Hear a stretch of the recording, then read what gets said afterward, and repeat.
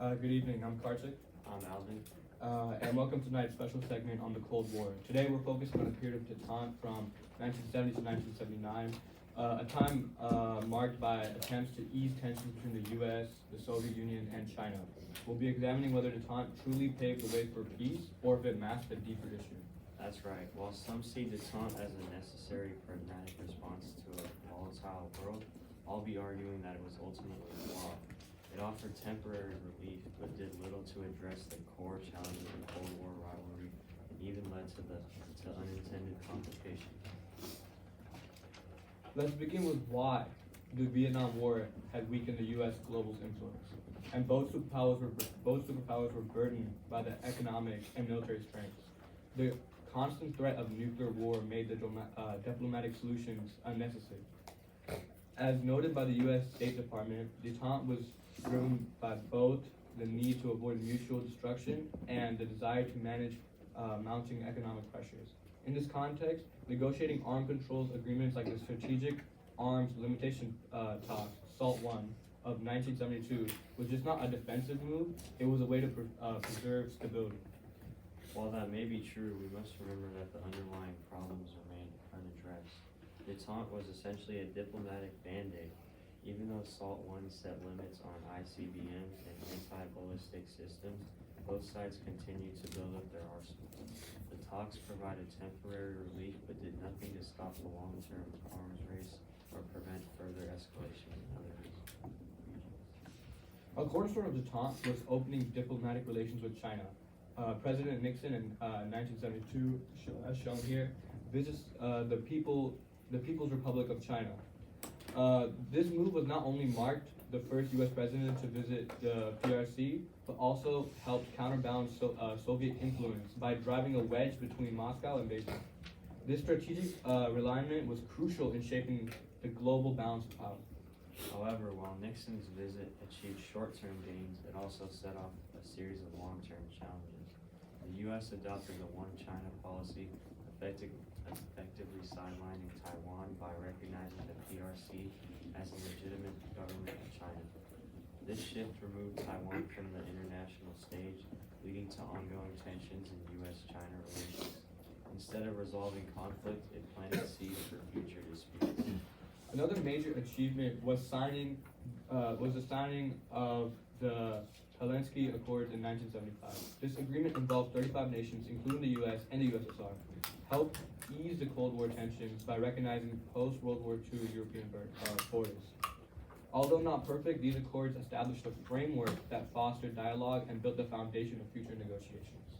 Yet, the Helsinki Accords were not the panacea many hoped. The Soviet Union repeatedly violated its human rights commitments using the agreement as a cover while continuing to suppress dissent in Eastern Europe.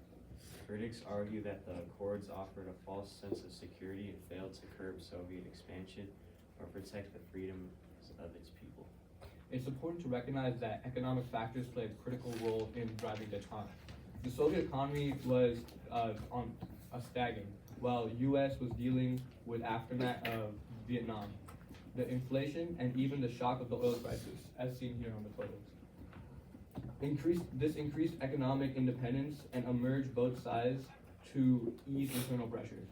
For instance, in 1972, the U.S.-Soviet trade agreement, which facilitated American wheat exports to the USSR, helped Soviet food shortages and underscored the practical benefits of a peaceful engagement. On the flip side, critics argue that the economic cooperation masked deeper strategic vulnerabilities. While trade agreements like the wheat deal brought temporary relief, they did not alter the fundamental adversarial nature of U.S.-Soviet relations. The reliance on such agreements often came at the cost of confronting more pressing issues, like the Soviet military expansion in regions such as Africa, Latin America, and Asia. Many public and political opposition to detente also played a significant role in its eventual unraveling. Many U.S. politicians, including future President Ronald Reagan, argued that the U.S. was giving the Soviet Union too much leeway, especially regarding human rights abuses and military buildups. Critics contended that detente was an overly optimistic strategy that failed to adequately confront Soviet aggression. Moreover, in 1973, oil crisis added another layer of complexity. The OPEC embargo led to skyrocketing oil prices and forced U.S. to reevaluate its foreign policies. Energy concerns began reshaping diplomatic priorities, and highlighted the interconnected nature of the global politics, where economic stability was just as crucial as military defense. Despite these challenges, prominent maintained the detente that was necessary. If they didn't, there wouldn't be a bridge to more stable international order. While detente achieved several positive diplomatic milestones, it was never intended to be a permanent solution.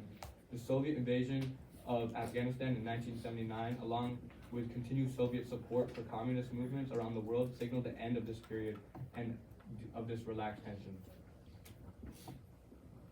Exactly. The Soviet invasion of Afghanistan not only marked the downfall of detente, but also exposed its limitations.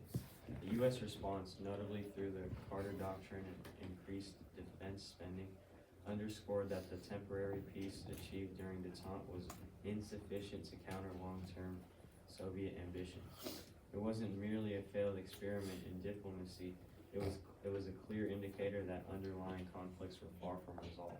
Thank you for joining us tonight for this in-depth analysis. We hope this discussion encouraged you to look beyond the surface level narratives, and we appreciate the complex interplay of this diplomacy, economics, and politics during the Cold War. Good night, and we'll see you next time as we continue to explore the intricate chapters of history.